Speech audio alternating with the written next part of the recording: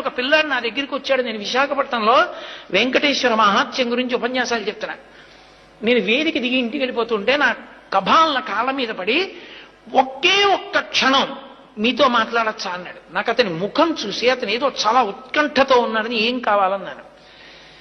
మీరు చెప్పినంత నమ్మకంతో నిలబడితే వెంకటేశ్వరుడు పిలుస్తాడా దర్శనానికి అన్నాడు. నేను హామీ, ఖచ్చితంగా పిలుస్తాడన్నాడు. నేను మీరు చెప్పినట్టు బతికి చూస్తానన్నాడు. అతను ఒక 6-7 నెలలు పరమ ధార్మికంగా చక్కటి జీవనం చేశాడు. అతనికి తెలిసిండి వెంకటాచలం కొండ మీదకి వచ్చాడు. అతను వచ్చినట్లు నాకు తెలియదు. అతను కొండ మీదకి వచ్చి నాకు ఫోన్ చేశాడు. ఏమని ఫోన్ చేశాడంటే, నేను కొండ మీదకి వచ్చాను, మహాలఘు దర్శనం జరుగుతోంది, నిన్ను నమ్మి ధర్మాన్ని పట్టుకున్నాను. గురువుగారు చెప్పారు, ధర్మం పట్టుకుంటే నువ్వు దగ్గరికి తీసుకుంటా ఉన్నారు. నన్ను కూడా తోసేస్తారా? నన్ను దగ్గరికి రానివ్వవా? నువ్వు నన్ను దగ్గరికి రానివ్వకపోతే ఇక నా శేష జీవితంలో ధర్మం పట్టుకోను. నువ్వు నన్ను ఇవాళ దగ్గరికి తీసుకుంటే నా ఆఖరి ఊపిరి వరకు ధర్మం అవుతావు, నీ ఇష్టం అనుకున్నానండి.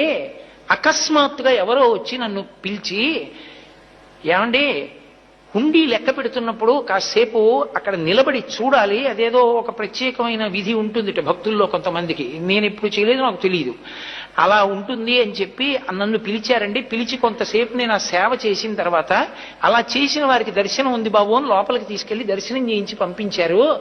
గురువు గారు నా ఆఖరి ఊపిరి వరకు నేను ధర్మం మొదలుపెట్టను. నాకు అర్థమైంది, ధర్మాన్ని 6 నెలలు పట్టుకుంటేనే నన్ను అనుగ్రహించిన స్వామి నా జీవితాంతం పట్టుకుంటే నన్ను గుండెల్లో పెట్టుకుంటాడు. కాబట్టి నాకు ఇంకేం వద్దు గురువు గారు, నేను ఎంత పెద్ద పదవిలో ఉండనివ్వండి, నేను చేసే సంతకం ధర్మచక్రంలోకి ఇముడుతుందా అదొక్కటే చూసి పెడతా. నేను బతికితే ధర్మానికే బతుకుతున్నానా, నేను శరీరం వదిలిపెట్టేస్తుంటే ధర్మానికి వదిలిపెట్టేస్తున్నానా? ఇదే నా జీవితానికి పరీక్ష. ఇక నాకు ఇంకొక మాట లేదు గురువు గారు, నేను ఇలా నిలబడిపోతున్నాను అన్నాడు. నేను మురిసిపోయా. ఇన్ని గంటలో నా శ్వాస ఖర్చు పెట్టే ఉపన్యాసానికి ఒక్క పిల్లాడికి అందింది. ఒక్క పిల్లాడు ధర్మం మీద అనురక్తి పొందాడు చాలు. వాడు చాలు రేపు పొద్దున్న కొన్ని కోట్ల మందిని లాగుతాడు ధర్మంతో. ఏమో ఈశ్వరుడు ఎందుకు ఏ పని చేయిస్తాడో. ధర్మము అనేటటువంటిది ఈ దేశంలో మరణించదు.